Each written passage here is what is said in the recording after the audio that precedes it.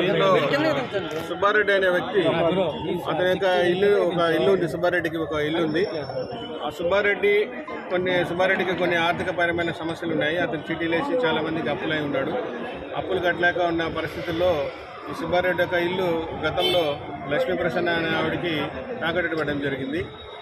సుబ్బారెడ్డి యొక్క ఇల్లు కూడా వాళ్ళ భార్య సునీత పేరు మీద ఉంది. సునీత ఒక అగ్రిమెంట్ చేసి లక్ష్మీ ప్రసన్న కమ్యూనిటీగా ఒక డాక్యుమెంట్ ఉన్నది.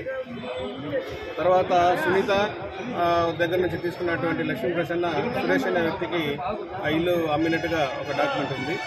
దీని తర్వాత సుబ్బారెడ్డి ఇంకా వేరే వాళ్ళని వాడికి ఇచ్చినప్పుడు సురేష్ కొనుక్కున్నాడు కాబట్టి అతన్ని ఖాళీ చేయించి ఇతని దాదాపు 20 రోజుల నుంచి ఆ ఇంట్లో కాపురం ఉండడం జరుగుతుంది.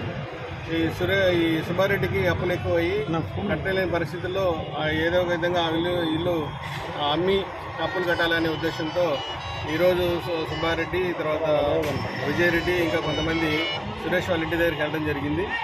వెళ్ళిన ఆ ఇల్లు ఖాళీ చేసే క్రమంలో అక్కడ గొడవ పడేటప్పుడు విజయరెడ్డి, సుబ్బారెడ్డి అందరూ కలిసి సురేష్ని కత్తితో పొడవడం జరిగింది. సురేష్కి గాయాలతో చనిపోవడం జరిగింది. తర్వాత సురేష్ కూతురు సుష్మా, తర్వాత సుధాకరు, ఇంకా కొంతమందిని నలుగురిని కత్తితో పొడవడం జరిగింది. అందరికీ కూడా ఇంజరీస్ అయితే వాళ్ళని ఇమీడియట్గా నెల్లూరు హాస్పిటల్కి షిఫ్ట్ చేశాము. ముద్దాయిల కోసం మా టీమ్స్ పంపించాము. పొందాలనే పడుతుంది. ఇంకా లేదండి, ముద్దాయిలు ఆప్షన్లో ఉన్నారు, పట్టుకుంటారు. 34 వార్డు ఇన్ఛార్జ్ అని చెప్పుకుంటే పుల్ల శ్రీనివాసరెడ్డి వాళ్ళ తమ్ముడు ముసునూరులో అందరికీ అప్పులు చేశాడు. మాకు ఇవ్వాలి, మాకు ఇల్లు రాయించాడు. సో సురేష్ అని అతను కత్తితో పొడిచి అతను కూడా రాయించాడు. అందరికి రాయించి అందరికి దొంగ కాగితాలు పెట్టాడు.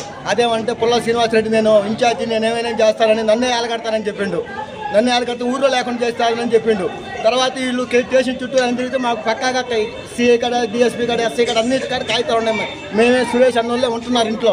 వాళ్ళు ఈరోజు ఉదయం వచ్చి అతని పేరు నాకు విజయరెడ్డి అని అతను వచ్చి కత్తి తీసుకుని అందరి మీద దాడి చేసి 5 మందిని అతి కిరాతంగా పొడి చేసిండు సార్. అది సార్ విజయరెడ్డికి వీళ్ళకి సంబంధం లేదు సార్. అతని తరపున తీసుకొచ్చాడు సార్.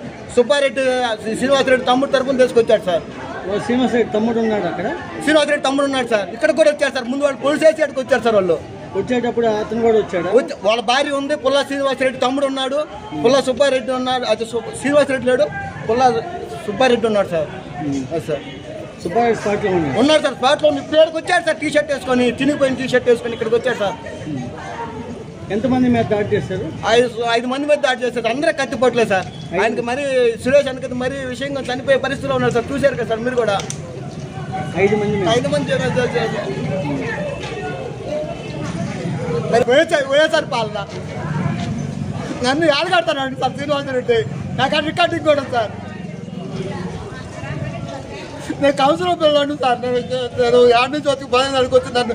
నాకు ఇబ్బంది పెట్టారు సార్. నాకు ఆ డబ్బులు తీసుకొని మా ఊరికి పోయి వచ్చి మా అమ్మ వాళ్ళని మీ వాడిని చంపేస్తావు అని చెప్పి బెదిరించి వచ్చాడు సార్ సుబ్బారెడ్డి మరి మా ఊరికి పోయి బెదిరించి వచ్చారు సార్. డబ్బులు ఇచ్చినప్పుడు తీసుకోమని.